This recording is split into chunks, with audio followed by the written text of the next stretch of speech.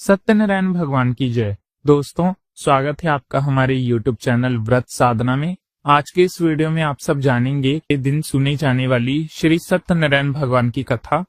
इस कथा को श्रवण करने से अधमेश यज्ञ का फल प्राप्त होता है, साथ ही में अनंत प्रकार की सुख समृद्धि का भी वरदान मिलता है।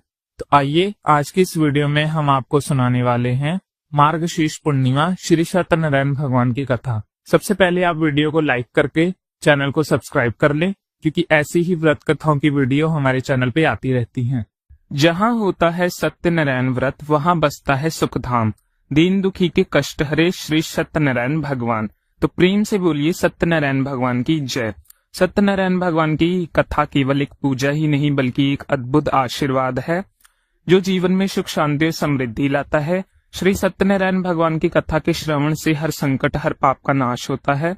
आज सत्य, धर्म और भक्ति के इस महायज्ञ में हम सब एकत्रित हुए हैं। तो आइए श्री सत्यनारायण भगवान जी की इस दिव्य कथा का आरंभ करते हैं। बोलिए गणपति भगवान की जय। जय श्री सत्यनारायण भगवान की जय। कथा मैया की। कथा से पहले हम सब भगवान सत्यनारायण का ध्यान करते हैं, जिनका स्वरूप शांति से पूर्ण है, जो शेषनाग पर शयन करते हैं, जिनकी नाभि में कमल है। वह देवताओं के हैं जो समस्त संसार का आधार है, जो आकाश के समान असीमित हैं, जिनका रंग मेघ अर्थात बादलों के समान है, और जिनका रूप शुभ है, जो कि लक्ष्मी जी के पति हैं, जिनके नेत्र कमल के समान सुंदर है, और जो योगियों के ध्यान में सदैव विराजमान रहते हैं। हम सब उन भगवान श्री विष्णु की वंदना करते हैं, जो संसार के सभी भयों का नाश करने वाले और समस्त लोगों को एकमात्र स्वामी है। तो प्रेम से बोलिए श्री सत्यनारायण भगवान की जय। जय श्री लक्ष्मी नारायण भगवान की जय। पौराणिक कथाओं की।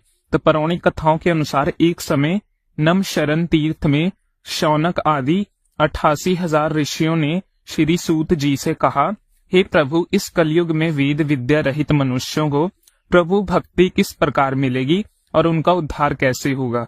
हे मुनि श्रेष्ठ, कोई ऐसा तप कहिए जिससे थोड़े समय में पुण्य प्राप्त होवे और मनवांछित फल मिले। ऐसी कथा को सुनने की हमारी इच्छा है। सर्वशास्त्र ज्ञाता श्री सूत जी बोले, हे वैष्णव, मैं पूज्य आप सबने प्राणियों के हित की बात पूछी है। अब मैं उस श्रेष्ठ व्रत को आप लोगों को कहूंगा, जिस व्रत को नारद जी ने श्री लक्ष्मी नारायण भगवान से पूछा था और लक्ष्मीपति ने मुनि श्रेष्ठ नारद जी से कहा था। सो ध्यान पूर्वक सुने। एक समय योगी राज नारद जी दूसरे के हित की इच्छा में अनेक लोकों में घूमते हुए मृत्यु लोक में आ पहुंचे। यहाँ अनेक योनियों में जन्म हुए प्राय सभी मनुष्य को अपने कर्मों के अनुसार अनेक दुखों से पीड़ित देखकर सोचा कि इस यत्न के करने से निश्चय ही प्राणियों के दुखों का नाश हो सकेगा। ऐसा मन में सोचकर देव ऋषि मुनि श्री विष्णु लोग गए और वहां श्रेष्ठ वर्णर और चारों भुजाओं वाले देवाओं को इस नारायण को देखकर, जिनके हाथ में शंख चक्र गदा और पक्ष थे तथा वरमाला पहने हुए थे, स्तुति करने लगे, हे भगवान, आप अत्यंत शक्ति से संपन्न हैं। मन तथा वाणी भी आपको कोई नहीं पा सकता। आपका आदि मध्य अंत भी नहीं है। आप निगुण स्वरूप सृष्टि के आदि हैं। भूत और भक्ति के सभी दुखों को नष्ट करने वाले हो। आपको मेरा नमस्कार। नारद जी इस प्रकार की स्तुति सुनकर भगवान श्री विष्णु बोले, मुनि श्रेष्ठ, आपके मन में क्या है? आपका किस काम के लिए आगमन हुआ है? निसंचेह कहिए। तब नारद मुनि बोले, प्रभु, मृत्यु लोक में सब मनुष्य जो अनेक योनियों में पैदा हुए हैं, अपने अपने कर्मों के द्वारा अनेक प्रकार के दुखों से दुखी हो रहे हैं। नारद, यदि आप मुझ पर दया रखें तो बतलाइए कि उन मनुष्यों के सब दुख थोड़े थोड़े से ही प्रयत्नों से कैसे दूर हो सकते हैं। तब श्री विष्णु भगवान जी बोले, हे नारद, मनुष्य की भलाई के लिए तुमने बहुत अच्छी बात पूछी है। जिस काम के करने से मनुष्य मोह से छूट जाता है, वह मैं कहता हूँ, सुनो। बहुत पुण्य देने वाला, स्वर्ग तथा मृत्यु लोक दोनों में दुर्लभ एक अत्यंत उत्तम व्रत है। आज मैं प्रेमवश होकर तुमसे कहता हूँ, श्री सत्यनारायण भगवान का ये व्रत अच्छी तरह विधि पूर्वक करके मनुष्य धरती पर आयु प्रयत सुख भोग कर मरने पर मोक्ष को प्राप्त होता है। श्री भगवान ने वचन सुनकर नारद मुनि बोले, हे भगवान, उस व्रत का फल क्या है, क्या विधान है और किसने ये व्रत किया है, किस दिन ये व्रत करना चाहिए, विस्तार पूर्वक कहिए। भगवान विष्णु बोले, हे नारद, दुख शोक आदि को दूर करने वाला, धन धान्य को बढ़ाने वाला, सौभाग्य तथा संतान का फल देने वाला ये व्रत सब स्थान पर विजय करने वाला है। भक्ति और श्रद्धा के साथ किसी भी दिन मनुष्य श्री सत्यनारायण की प्रातःकाल के समय ब्राह्मणों और बंधुओं के साथ धर्म परायण होकर पूजा करे। भक्ति भाव से नैवेद्य केले का फल, शहद, घी, दूध, गेहूं का आटा, सवाया लेवे, गेहूं के अभाव में साठी का चूरन भी ले सकते हैं और सब पदार्थों को भगवान को अर्पित कर देवें तथा बंधुओं सहित ब्राह्मणों को भोजन कराएं। इसके पश्चात संयम भोजन करें। रात्रि में नृत्य गीत आदि का योजन कर सत्यनारायण भगवान का ध्यान करते हुए समय बिताएं। इस तरह व्रत करने का मनुष्य की इच्छा निश्चय पूरी होती है। विशेष रूप से कली काल में भूमि पर यही मोक्ष का सरल उपाय है। प्रेम से बोलिए श्री सत्यनारायण भगवान की जय। जय श्री सत्यनारायण भगवान की कथा। तो श्री सत्यनारायण भगवान कथा का प्रथम अध्याय संपूर्ण। दूसरा अध्याय। श्री सूत जी बोले, ऋषियों, जिसने सबसे पहले इस व्रत को किया है उसका इतिहास कहता हूँ, ध्यान पूर्वक सुनना। सुंदर काशीपुर नगरी में एक अत्यंत निर्धन ब्राह्मण रहता था। वह भूख और प्यास से बेचैन हुआ नित्य पृथ्वी पर घूमता था। ब्राह्मणों से प्रेम करने वाले भगवान ने ब्राह्मण को दुखी देख बड़े बड़े ब्राह्मण का रूप धारकर उसके पास जाकर आदर पूर्वक पूछा, हे प्रिय, तुम नित्य दुखी होकर पृथ्वी पर क्यों घूमते हो? ब्राह्मण, ये सब मुझसे कहो, मैं सुनना चाहता हूँ। तब वह ब्राह्मण बोला, मैं निर्धन ब्राह्मण हूँ, भिक्षा के लिए पृथ्वी पर फिरता हूँ। भगवान, यदि आप इससे छुटकारा पाने का कोई उपाय जानते हैं तो कृपया करके मुझे बताइए। वृद्ध ब्राह्मण बोला, हे प्रिय, सत्यनारायण भगवान मनोवांछित फल देने वाला है, इसलिए तुम उनका पूजन करो, जिसके करने से मनुष्य सब दुखों से मुक्त हो जाता है। तब ब्राह्मण को व्रत का सारा विधान बतलाकर बूढ़े ब्राह्मण का रूप धारण करने वाले श्री सत्यनारायण भगवान वही अंतर ध्यान हो गए।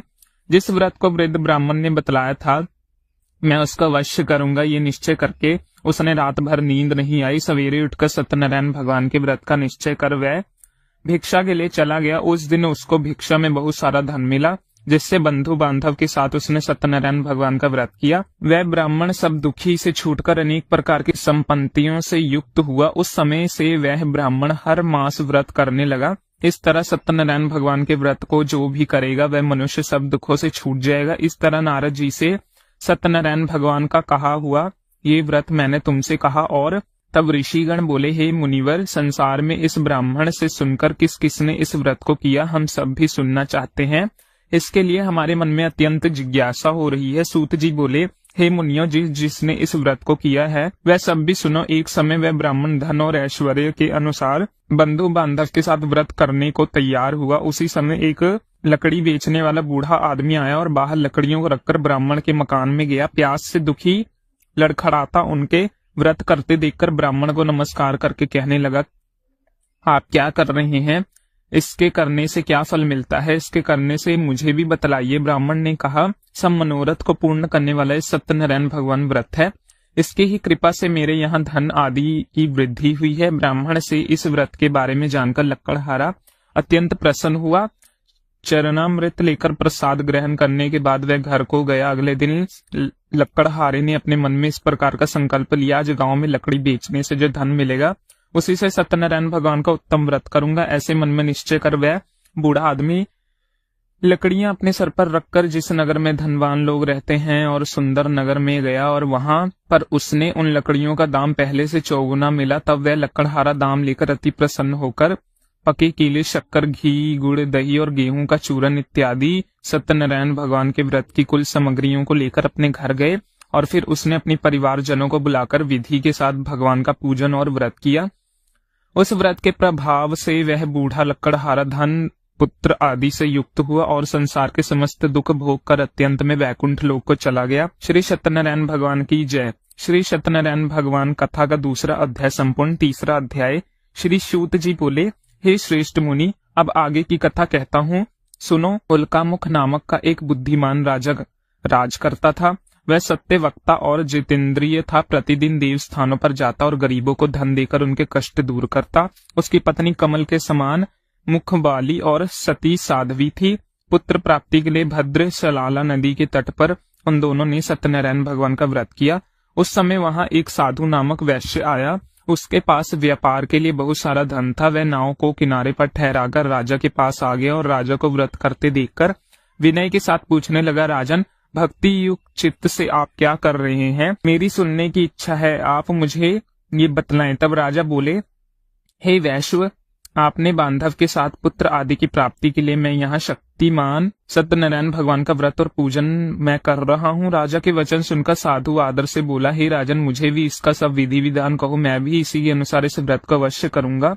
मेरी भी कोई संतान नहीं है और मुझे विश्वास है कि इस व्रत को करने से निश्चय ही मुझे संतान प्राप्ति होगी। तब राजा ने सब विधान सुनकर व्यापार से निवृत्त होकर ये आनंद के साथ अपने घर को गया। साधु ने अपने स्त्री को संतान देने वाले इस व्रत को सुनाया और प्रण लिया कि जब मेरे यहाँ संतान होगी तब मैं इस व्रत को करूंगा। साधु ने ऐसा वचन अपनी पत्नी लीलावती से कहे। एक दिन उसकी पत्नी पति के साथ आनंदित होकर संसारिक धर्म में प्रवृत्त होकर श्री सत्यनारायण भगवान की कृपा से गर्भवती हो गई और 10वें महीने उसको एक सुंदर कन्या का जन्म हुआ। वह कन्या दिनों दिन इस तरह बढ़ने लगी जैसे शुक्ल पक्ष का चंद्रमा बढ़ता है। कन्या का नाम कलावती रखा गया। तब लीलावती ने मीठे शब्द में अपने पति से कहा, स्वामी, जो आपने संकल्प लिया था कि मैं संतान होने पर सत्यनारायण भगवान का व्रत करूंगा, अब आप उसे करिए। साधु बोला, प्रिय, इसके विवाह पर करूंगा। इस प्रकार अपनी पत्नी को आश्वासन देकर वह नगर को चला गया। अब कलावती अपने पिता के घर में रहकर बड़ी हो गई थी और एक दिन साधु अब नगर में सखियों के साथ अपनी पुत्री को देखता हुआ तुरंत दूत को बुलाकर कहा कि पुत्री के लिए कोई सौभाग्य वर देख कर लाओ। साधु की आज्ञा पाकर दूत कंचन नगर पहुंचा और वहां पर खोज कर देखभाल कर कन्या के लिए सुभोग्य वर्णिक पुत्र को ले आया। उस सौभाग्य युवक को देखकर साधु ने अपने बंधु बांधव सहित प्रसन्न चित्त होकर अपनी पुत्री का विवाह उसके साथ कर दिया, किंतु दुर्भाग्य से विवाह के समय भी वह उस व्रत को ना कर पाया, वो भूल गया। तब श्री सत्यनारायण भगवान क्रोधित हो गए, साधु को श्राप दे दिया कि तुम्हें दारुणमय दुख प्राप्त होगा। अपने कार्य में कुशल साधु वैश्व अपने जमाता सहित समुद्र के समीप स्थित रतन नगर में गया और वहां दोनों ससुर जमाई चंद्रकेतु राजा के उस नगर में व्यापार करने लगे। एक दिन भगवान सत्यनारायण की माया से प्रेरित कोई चोर राजा का धन चुराकर भाग रहा था, किंतु राजा के दूतों को आता देखकर चोर घबराता हुआ धन को वहीं छुपा छोड़कर चला गया जहां वह ससुर और जमाई ठहरे हुए थे। जब दूतों ने उन साधु वैश्यों के पास राजा के धन को रखा हुआ देखा, उन्होंने को चोर समझ लिया और दोनों को बांध कर ले गए और राजा के पास जाकर बोले, हे राजन, ये दो चोर हम पकड़ लाए हैं, देखो, अब आज्ञा दीजिए। तब राजा की आज्ञा से उन्हें कठोर कारावास में डलवा दिया गया। उसने सब धन भी छीन लिया। सत्यनारायण भगवान के श्राप के कारण साधु वैश्व की पत्नी और पुत्री भी इधर घर में बहुत दुखी रहने लगी। उनके घर पर जो भी धन रखा था वह चोरी हो चुका था। शारीरिक और मानसिक पीड़ा और भूख प्यास से अति दुखी होकर अन्न की चिंता में कलावती एक दिन ब्राह्मण के घर गई और वहां उसने सत्यनारायण भगवान का व्रत होते देखा। फिर कथा सुनी और प्रसाद ग्रहण करते रात होने पर वह घर आई तो उसकी माता ने कलावती से पूछा, पुत्री तू कहाँ थी? मेरे मन में न जाने क्या क्या चल रहा था। कलावती कहने लगी, माता, मैंने एक ब्राह्मण के घर पर श्री सत्यनारायण भगवान का व्रत होते देखा।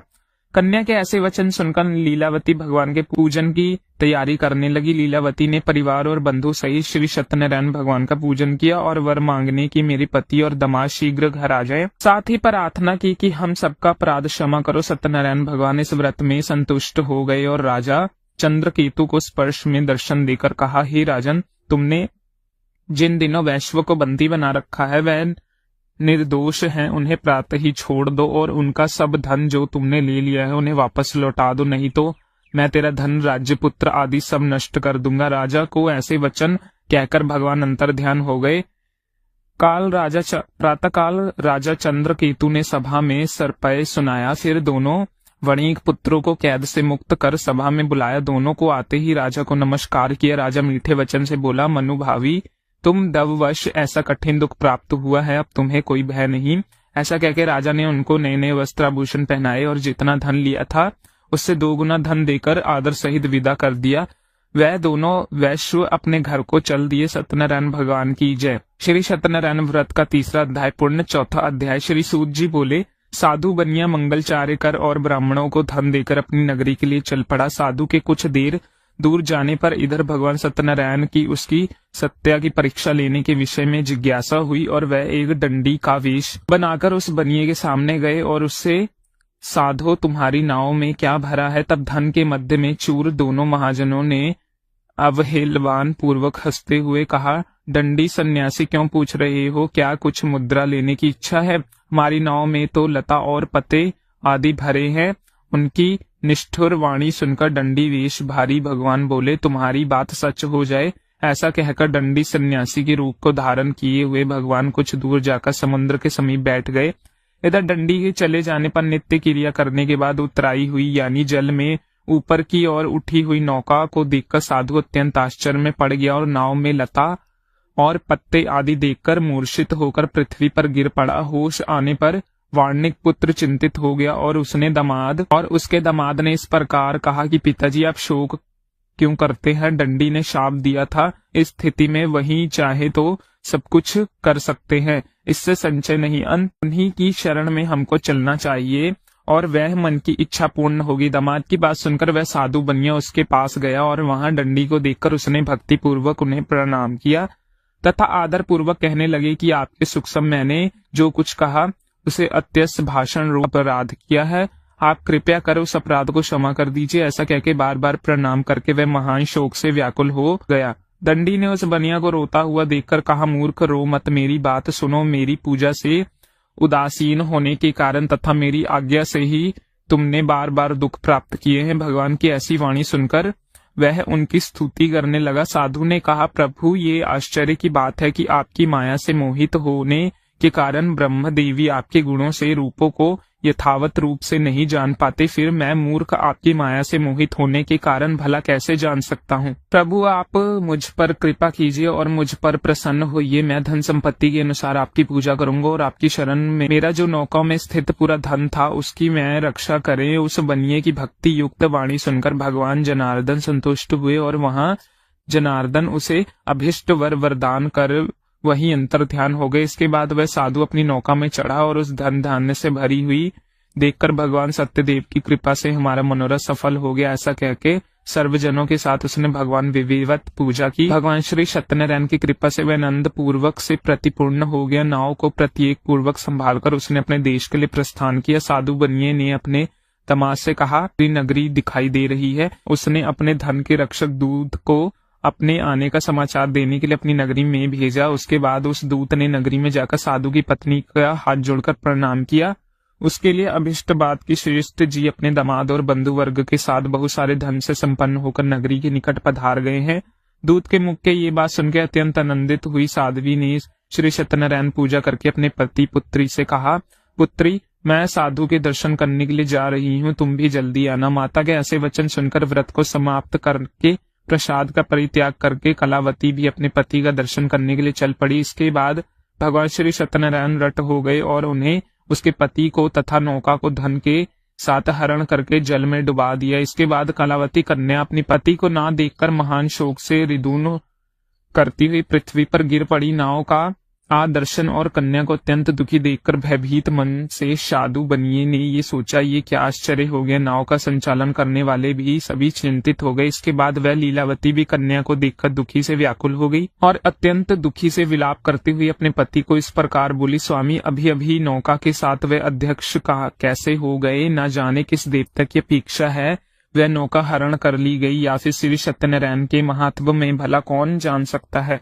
ऐसा कहकर वे अपने परिवार जनों के साथ विलाप करने लगी और कलावती कन्या को गोद में लेकर रोने लगी। कलावती भी अपनी पति के नष्ट हो जाने पर दुखी हो गई। पति की पादुका लेकर उसने अनुगमन करने के लिए उसके मन में निश्चय किया कि कन्या के इस प्रकार के आश्चर्य को देखकर पत्नी सहित वह धर्म के साधु बनिया अत्यंत शोक व्याकुल हो गई और सोचने लगा, ये तो भगवान सत्यनारायण ने ये अपहरण किया है या फिर हम सभी भगवान सत्यदेव की माया से मोहित हो गए हैं। उस धन की शक्ति के अनुसार मैं भगवान श्री सत्यनारायण की पूजा करूंगा।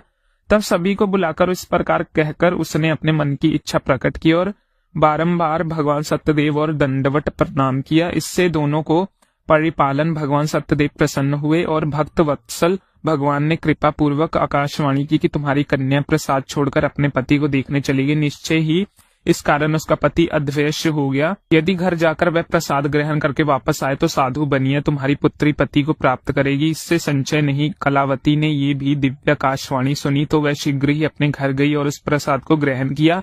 वापस आकर उसने अपने परिवारजनों और अपने पति को भी देखा। तब कलावती कन्या ने अपने पिता से कहा कि पिताजी अब तो घर चलिए, देरी क्यों कर रहे हैं। कन्या की बात सुनकर वर्णिक पुत्र संतुष्ट हो गए। विधि विधान से भगवान सत्यनारायण का पूजा करके धन तथा बंधु बांधव के साथ अपने घर को गया। इसके बाद पूर्णिमा और संक्रांति पर्वों पे भगवान सत्यनारायण का पूजा करते हुए इस लोक में सुख भोग कर अंत में वह सत्यपुर वैकुंठ लोक को चला गया। प्रेम से बोलिए श्री सत्यनारायण भगवान की जय।